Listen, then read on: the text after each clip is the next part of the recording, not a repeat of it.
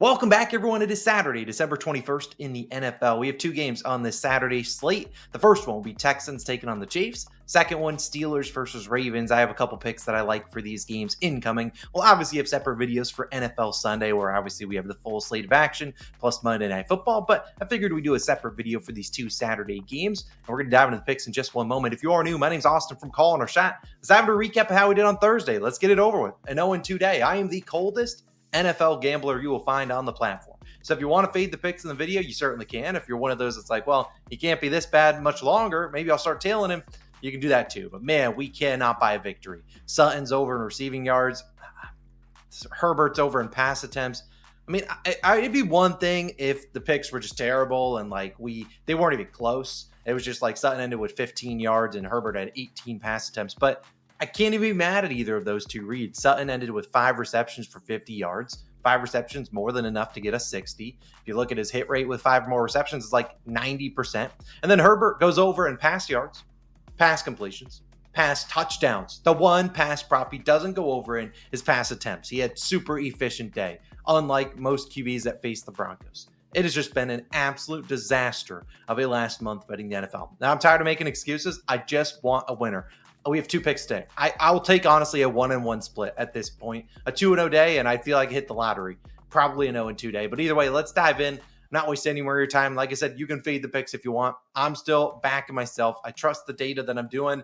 Just eventually, things have to go our way. It just feels like we just keep getting gut punch after gut punch. I mean, it started with CMC's injury, losing a 2-unit play, and it's just snowballed into a disaster. But hey, let's pick ourselves up, and let's go 2-0 today. We'll dive into the first pick. Patrick Mahomes over 20.5 completions, minus 125 on Bet365. One of my favorite props of the weekend. Now, obviously, injury news coming in here. Patrick Mahomes did get a high ankle sprain in their last game against the Browns. He was fully cleared. He's full participant in practice. He's ready to go. Now, will he be taped up around the ankles? Probably. But I expect him to be back in there under center and doing his thing. Now, maybe they lean on the ground game a little bit more here, but this is not a good matchup to run the football against the Texans. So I look at them once again needing to lean on Patrick Mahomes' arm. And we've seen him over this line in 9 of his last 12, including 7 of his last 8. The only game he went under recently was his last game against the Browns, where he had 19 completions.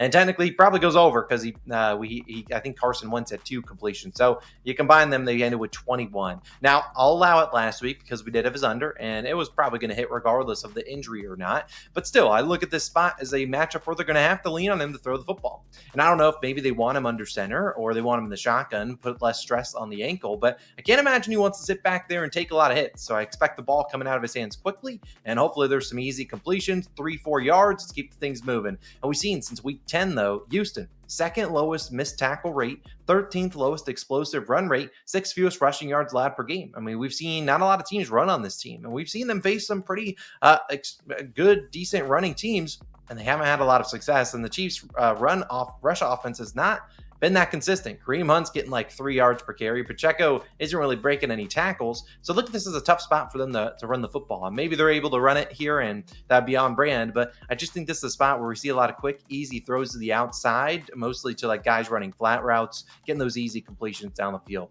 Not really easy to complete a lot of deep passes against the Houston Texans. They have some pretty good cornerbacks, but I see the tight ends like Travis Kelce, Noah Gray, and even the running backs getting their fair share of receptions here. So, and we also could see Hollywood Brown active for that game, for this game. He should be activated Saturday. But either way, I don't really care if Hollywood Brown plays or not. I like Patrick Mahomes over 20.5 completions. Let's hope he's dishing it to his teammates, and hopefully they're catching the ball. And hopefully we can get a couple completions in there and get ourselves a winner.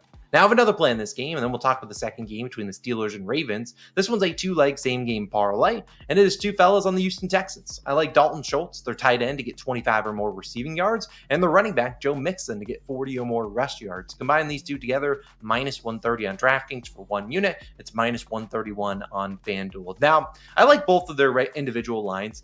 Mixon is at 60.5. Schultz is at 35.5. I personally feel like the Schultz one is pretty sharp, so I took him down to 25. I think Mixon gets you 40 yards. He might struggle to get to 60, but all we need is 40. We need 25 from Schultz. Now, start with Mixon. Last week, disaster class on the ground. 12 carries for 23 yards. He has had 40 rush yards though in 8 of 11 games. And you normally see when he has a bad rushing game where it's like, oh, he's getting 1.8 yards per carry, 2 yards per carry. The offensive line typically figures things out the next week. And given that Patrick Mahomes on the other side, I don't know if the Texans really want to give him the ball too much. Now, hopefully they give it to him enough, or heck, the Texans can run up the scoreboard, and then we see Patrick Mahomes having to throw it a lot later in this game. But I see them at least getting 40 rush yards to Joe Mixon. He is the definition of a bell cow workhorse running back. He gets pretty much all the touches, especially the running back rush attempts from this Texans offense. They're committed to the run. Is it the best matchup against the Chiefs? No. But again, you're not going to just say, hey, we're going to turn this into a shootout. Probably not what you want to do.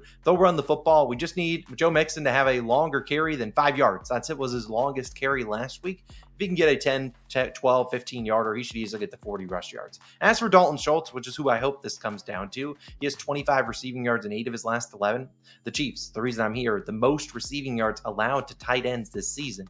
Now, if you look at Schultz, he's kind of had an up and down season. Last week, I think he only had 13 yards. But if you look at his other props, his receptions props, in at 3.5. He has had very few games this season when he's had 4 or more receptions. Now, when you look at his 3+ receptions at minus 270. So they're really confident he gets 3 or more catches. And this season, when he has 3 or more catches, he's over this line in 7 of 8, and including 27 of his last 30 overall. I like Nico Collins too. I think he has a decent bounce back spot here, given he only had like 17 yards last week. I mean, CJ Stroud threw for 140 yards or something stupid like that. But again, Schultz is the best matchup, in my opinion, on the field for this Texans offense. So he's reliable. He can go out there and catch it, normally catching majority of his targets. Hopefully CJ Stroud can hit him. He could do it on one play. Wouldn't shock me there, but I think it's going to be a couple receptions, 2 or 3, and he should get us 25 yards. So I like that 2-leg same game parlay.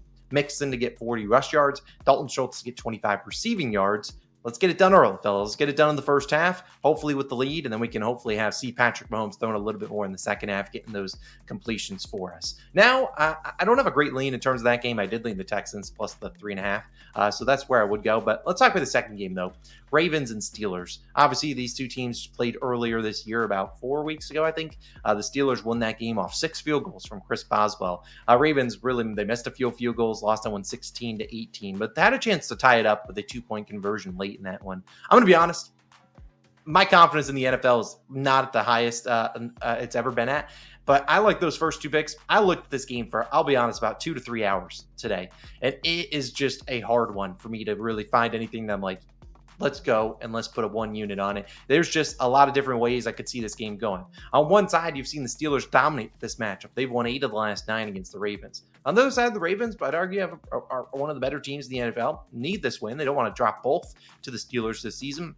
And also, you look at 8 of the last 9, some of those games did include Tyler Huntley. I mean, Lamar Jackson, I don't think has played them both times in the season. So he's not been active both the games against the Steelers, I think, since like 2021. So he keeps missing games here. Obviously, he's going to be active for the 2 this season. So I just don't see him losing at home here. 6.5-point favorites. Here's a couple props, though, I did look at. Najee Harris, I think he has a bounce back day. If you think about last week for the Steelers, everything went wrong. They ran like 40 plays as an offense. The Steelers nearly doubled, or not the Steelers, the Eagles nearly doubled them up on plays. I mean, it was summarized in that fourth quarter when the Eagles went on a 21-play drive, milking the last 10.5 minutes off the clock. I think they get things going. Najee, does he have the best, most efficient game? No, but I think the attempts will be there. He has a pretty good track record against the Ravens. It's just Najee Harris. And I know if I take the rush attempts, he's going to go over in yards. If I take the yards, he's going to go over in attempts. He's going to end with like 41 yards. I couldn't get there on either one, but I like it. I like him to get the attempts there. Derrick Henry's over in longest rush. I almost took it at 16.5. It bumped up to 17.5. I'm just not in the mental space for him to get a 16, 17-yard carry, and that's how I lose. I just can't. I can't do that. I know if I'm already as unlucky as it gets in the NFL right now. Me taking a longest rush prop, there's literally no chance that hits. So you're safe. I'm not going to be on it. You're safe if you want to take it. It's been a wagon this season. And then finally, Lamar Jackson over in pass attempts. I didn't get there because, like I said, I think the Ravens should win this game. But I think if you're talking about what the Steelers do best, and that is making Lamar Jackson a passer. They try to stop the run as best they can against Derrick Henry and Lamar scrambling, and they forced Lamar Jackson to throw it. And we saw that in the first matchup. Lamar did not have a great game. What was he, like 16 for 33? Again, that was just still, they only got to 33, and that was a game they trailed pretty much the whole game. That's why I'm not there. I could see him ending with 26-ish, and maybe the 28.5 is a pretty sharp line. But I do think I would lean the over in pass attempts. If I had to rank them in terms of confidence, I'd probably put Derrick Henry towards third, but the other two probably at 1 and 2. So I like Lamar Jackson pass attempts, but I can't seem to have luck on pass completions, pass attempts, passing yards, props. I always pick the wrong one. So when Patrick Mahomes goes out there, soars over yards, goes over in attempts, but doesn't get completions, it's going to be so stupid. I'm going to want to throw something. But again, I got to pick some stuff that I'm confident in. And right now, my confidence isn't the highest in the NFL right now. But I really like the 2 picks today. I'm really confident on Saturday. Hopefully, we can go 2-0. Start the day 1 p.m., go 2-0, and then watch the second game. Not have to worry about anything, splitting it out. Like I said, we'll have some picks for Sunday, a bunch of them. They'll be live probably Saturday at some point. They might already be live by the time you watch this video. If they are, I'll link them at the end of the video. You can go check those out. You can check them out somewhere here. Let's have a good week, man. We need a good weekend. It has been demoralizing. If you've been tailing, I apologize. I'm trying my best. I'm in the lab for hours and hours trying to find winners.